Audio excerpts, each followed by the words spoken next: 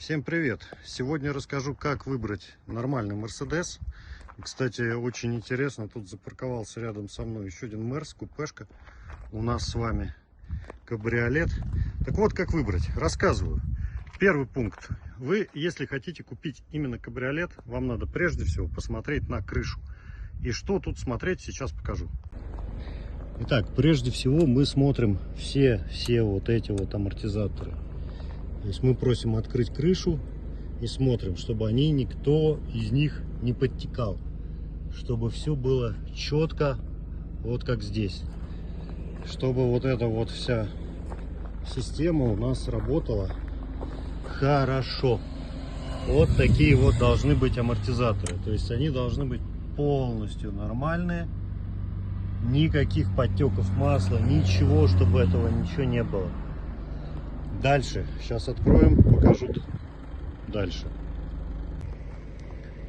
Вот у вас все должно прекрасно закрыться и также прекрасно открыться. Все вот эти вот крепления, все должно нормально захлопываться и все должно быть здесь хорошо. Дальше выключаем. На такие вещи, как вот эти амортизаторы, можно не смотреть, они стоят 3 копейки. Мы дальше смотрим вот здесь. Вот смотрите, масло вот у меня стало маловато.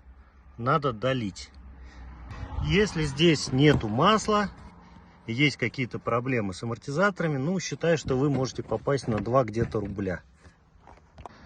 Дальше, вот эти амортизаторы, они почти никогда не держат. По крайней мере, на Кипре прям встретить машину, которая держит, это большая проблема. Не проблема их купить. Двигатель. Если есть вот такой подтек, это не страшно. Это подтек, который есть на машине там очень долгое время, и он держится, и все хорошо. Смотрите вот на все эти трубки, чтобы все было четко и не было никаких проблем. Смотрите подвеску, потому что подвеска тоже перебрать стоит достаточно дорого.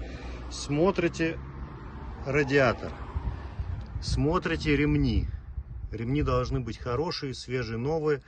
Ну, замена, конечно, не такая дорогая, но лучше, конечно, чтобы они были поменены. То есть вот в таком состоянии должна быть машина. Фары можно полирнуть, здесь ничего суперсложного нет. На лакокрас, конечно, смотрите, потому что если машина в плохом окрасе, ну, как минимум, неприятно на ней ездить. Дальше смотрите салон, обязательно. У меня, например, перешит салон полностью. Ну, есть вот небольшие косяки, но в целом ты сидишь в машине и тебе очень приятно в машине. Смотрите, как он классно выглядит. Я его сейчас покрыл защитой, и он просто весь блестит, весь просто замечательный. И, конечно же, вы проверяете, чтобы работали все вот эти кнопочки, потому что, ну, каждый из них это достаточно большой геморрой. Должен работать вот здесь вот, например, подголовник автоматически, вот так вот убираться сиденье, чтобы сзади можно было спокойно залезть и спокойно сесть. Вот смотрите, я его обратно поставил, он автоматом вылез на ту позицию, на которой он был. Дальше, ну, вот этот, кстати, подголовник должен вот так вот кнопочкой убираться. Сейчас вряд ли он уберется. Да, надо завести. Но вот он должен убираться. Потому что если он не убирается, вы автоматически не сможете открыть крышу. Это проблема. И последнее, что вы можете более-менее посмотреть, это коробку. То есть вы должны сесть и посмотреть, чтобы она не пиналась. Да, вот, кстати, у меня вот здесь вот проблема. Я его буду менять. Ну, саму крышку эту, потому что вот эти кнопки отвалились. Можно было найти кнопки, но я нашел крышку за недорого. Вот, собственно, вот примерно вот все, что вы можете посмотреть. Да, еще вот эти механизмы, если они нормально вытаскиваются, не там как-то не заламываются, ничего, то это хорошо. И вот эти задние окна, это тоже у них есть проблема, которую надо обратить внимание, обязательно посмотреть. Ну а теперь давайте мы заведем машину. Я попробую показать, как она работает. Ну и, может быть, мы немножечко проедемся, потому что, в принципе, если вы... Ну, вы тут не почувствуете, конечно, ничего, поэтому просто проедемся, чтобы почувствовать машину, может быть, хоть как-то. Еще есть пару моментов, сейчас расскажу. Вот этот бардачок, он обычно имеет проблему с закрыванием. В принципе, лечится, но лучше, конечно же, сразу посмотреть, чтобы он был в нормальном состоянии. Теперь давайте попробуем завести машину, послушать ее, как она работает, и посмотреть под капотиком, как, чего у нас шумит. Давайте быстренько запишу внешний обзор. Комплектация, как вы видите, абсолютно одинаковая. Вот машинка. Вот внутри, кстати, нормальный у нее бардачок. Кожа, кстати, тоже ничего, так выглядит. Абсолютно одинаковая, идентичная комплектация. Вот я бы сказал, эта машина хорошая. В нормальном состоянии, по крайней мере, смотрите, фары нормально держатся. 6-й год, как у меня, чуть-чуть помладше, 12 месяц, у меня 8-й.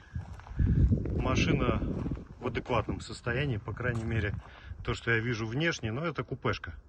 Ну вот у него есть вот такой вот, тут вот где-то он тиранул, либо ударился. И это 220-й дизель, а у меня 163 лошади бензин. Поэтому чуть-чуть другая машинка.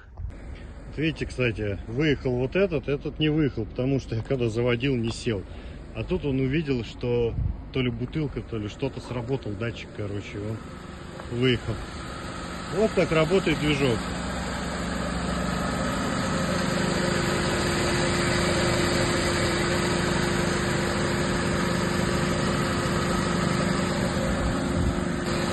Поставим бутылочку.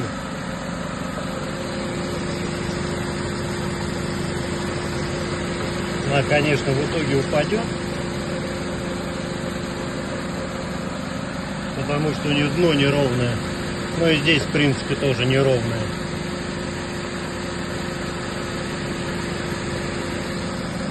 Ну, вот так вот работает.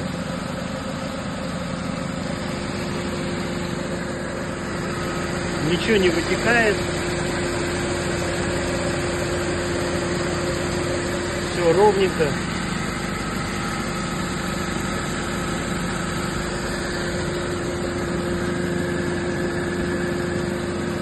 Все замечательно. Вот так вот он должен работать. Да, и здесь есть такое северное положение, когда ты вот отсюда сюда, вот отсюда сюда перетаскиваешь эту кнопку, и он не может закрыться до конца. Вот, в принципе, в таком положении можно с ним ковыряться. Но я закажу тоже эти амортизаторы и поменяю их. Они меняются очень просто.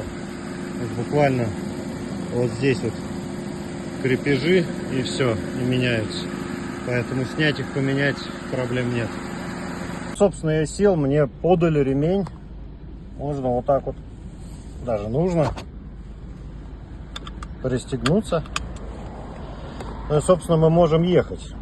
Пару слов еще расскажу. Вот сейчас мы разговариваем с работающим движком. Mercedes, в принципе, показывает еще ошибки все на панели. У меня есть небольшая проблема с сиденьем. Когда его перешивали, тут и не работает вот этот блок. Его починят. Мне его починят бесплатно. Мне обещали все это дело починить. Я сейчас как раз поеду в отпуск, и мне все починят.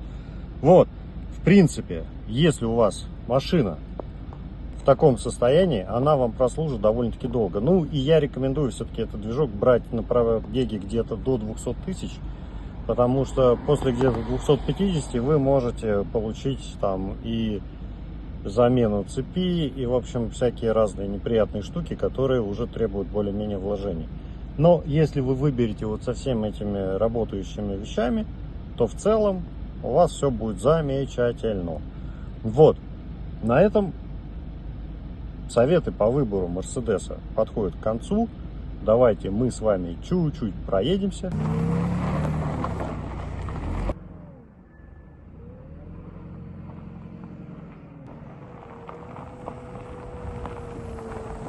Да, и если я не вижу, видно ли это сейчас как сработает.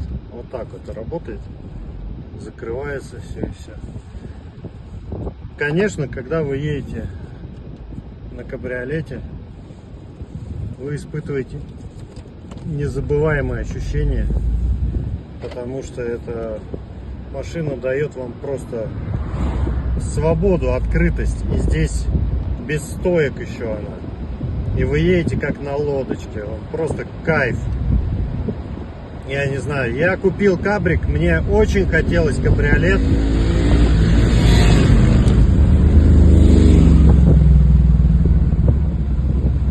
Вы слышите все эти звуки, вы можете включить музыку.